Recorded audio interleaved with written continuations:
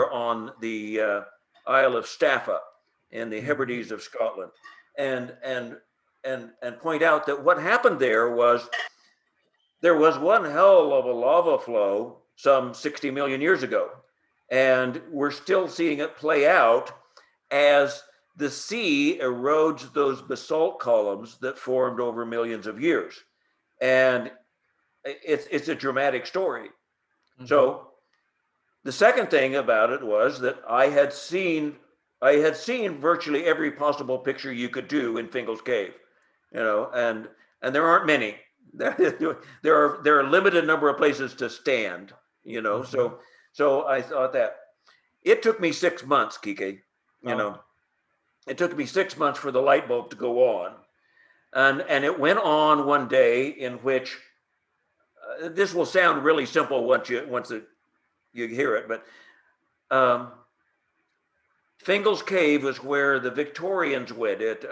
Joseph Banks went out and sort of discovered it, and then it became very popular, and then everybody went there. Mendelssohn went there and wrote his overture, and Queen Victoria, J.M.W. Turner painted it, Wordsworth wrote poems about it. Everybody went there, So, but one day I was reading about Fingal's cave, and I saw an etching, a Victorian etching of a Victorian party, women with parasols, the whole thing, in a boat, rowing into the cave, and there was a man up at the front holding a lantern.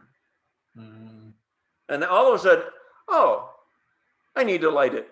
And I go, now that sounds very simple, but I need to light it, because the problem with the cave is it's black basalt, and the further you go back, the blacker it gets, and there's no light back there, so you don't get any sense of the depth. Mm-hmm. And so then I go, okay, I wonder how I could do this. Either I could do it with strobes, flashes, or maybe I could do it with flashlights. So I took both, and I went and I camped there overnight, got permission from the National Trust for Scotland.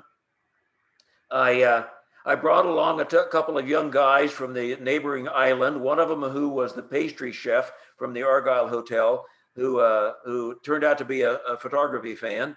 And we went there, we camped overnight. In the evening, we tried to light it with the strobes, no go. Yeah. So the next morning we got up at 3 a.m.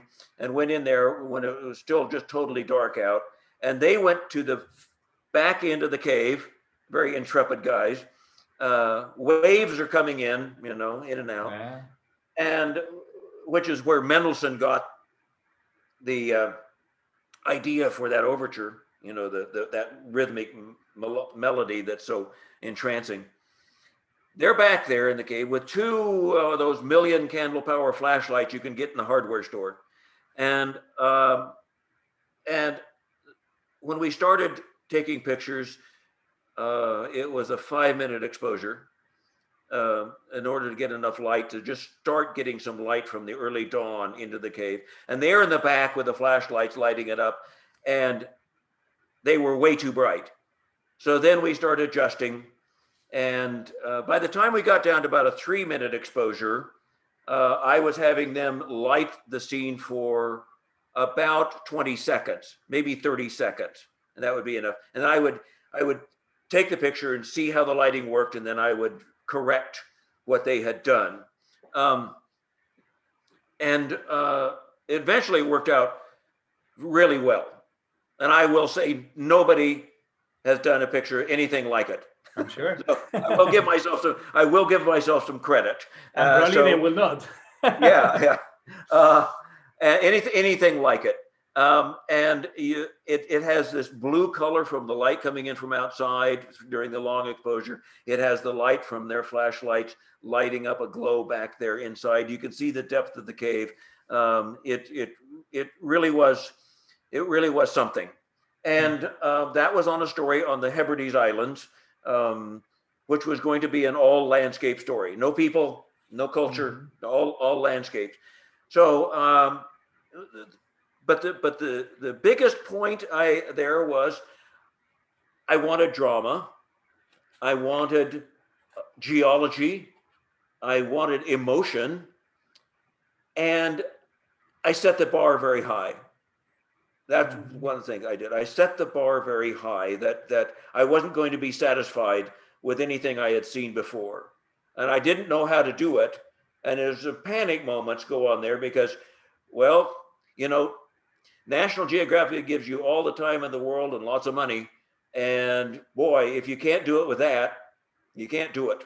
So that was, and then, you know, for that story, basically the business was go do that 15 more times, you know, on a number of different locations. Yeah. So every one of them has to get up to that, over that bar. If you're going to do a really good story. So that's part of it. Okay. Now there's one other aspect of this that I think is a useful tool to me. I'm a classical music fan. Okay. I'm learning to play the piano, by the way. Are you? Good for you. You play some Chopin? That's been the discovery of the pandemic for me. So I'm in the process. I think it's gonna take me many years, but I'm obsessed with piano and music too. I'm sorry that I interrupted, very good. But I love music too. Okay, that's good. You know, that's very good.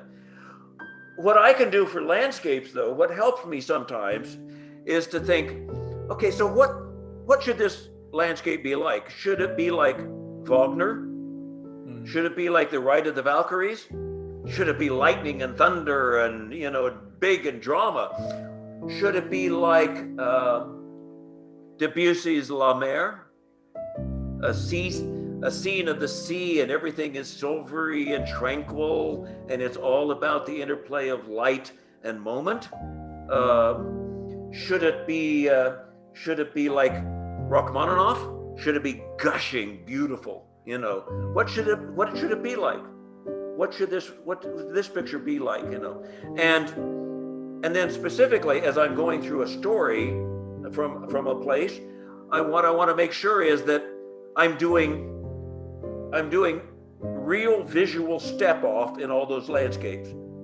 That if I've done one Wagnerian landscape, so you're combining emotions and reaction to different photographs, and in color. So that if I've already done a couple of all real blue pictures, that I got to get out of that mode and I've got to have a red picture in there, and I've got to have these color step off and emotional step off, from dramatic to tranquil to peaceful to insightful to all those kinds of things. And it needs to speak to the history and the culture of the place, as many layers. See, layers of meaning, layers of emotion, layers of graphic style, all of those things coming into it, and yet stay simple and direct.